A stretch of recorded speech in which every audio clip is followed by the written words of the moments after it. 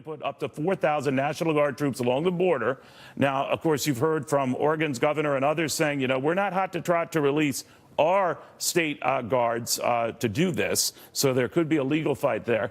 To Federation for American Immigration Reform, President Dan Stein. Dan, where does this legally stand? I know where you want to see things go, but legally, if a governor resists being called on by the President of the United States to bring guardsmen, women down to the border, can they do that? Well, I mean, under federal law, the president has the authority to commandeer them, generally working cooperatively with governors, and that's the assumption of federal law. I mean, this is historically unprecedented that you have Oregon, probably California now, willfully refusing to use state resources to defend our nation's borders when there's a crisis. President Obama did it. George W. did it. I mean, this is something we've historically done. How were those presidents then, Dan, I'm sorry there, how did they get these governors to go along? I don't know whether everybody went along back then in those cases either, because this has about happened in almost every past administration.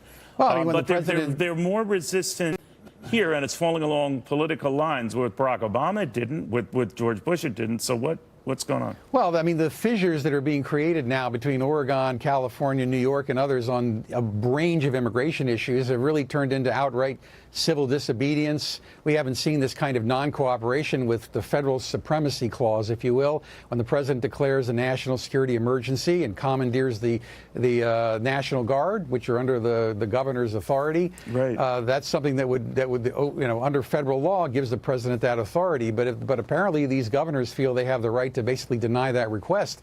But more importantly, this is an extension of the pushback on the sanctuary cities issue, state and local cooperation, driver's licenses, a whole range of issues that are now, as Jamie Dimon said yesterday, tearing our country apart. I think I heard the Democratic governor of Oregon, I'm paraphrasing here, so if you'll indulge me, Dan, say, this is just an excuse for the president to push that wall of his, is it?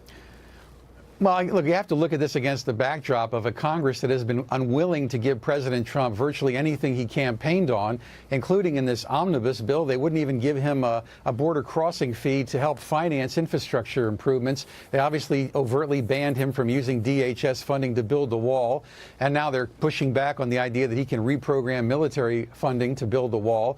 They don't want to bring E-Verify, so employers verify a worker's authorization to work in this country. They won't bring that to the floor in the Goodlatte bill in the House. They push back in the Senate, pushing in a bunch of stuff the president says he didn't want and didn't campaign on. And the president magnanimously offered a 2 million person amnesty. He still couldn't get some of the major proposals he pushed that were part of his campaign. So this ongoing unwillingness to give President Trump even the resources he needs for fundamental national security issues. I mean, it is correct that the National Guard cannot overturn some of the laws legally in our immigration law, but the National Guard can do important things in terms of providing infrastructure, particularly the lean-tos that we saw in the W administration. If you can detain people, everybody coming across the border, and then expeditiously have hearings and then the appeals within 72 hours, people will stop coming. So can I ask you then, would you be, and you're in the front, battle lines for this, if you had your choice between more guardsmen policing the border and a wall at the border, where would you be?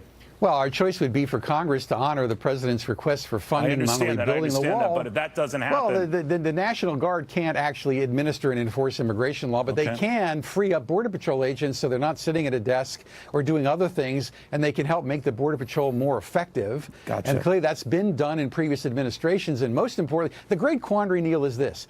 If you build enough detention space so that everybody's detained, the aliens stop coming. And then Congress says, well, why do we need all this detention space? If you don't have enough detention space, people get let go and they disappear and they never show up. So it's this catch-22.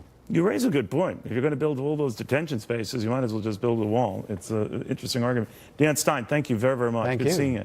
Yeah.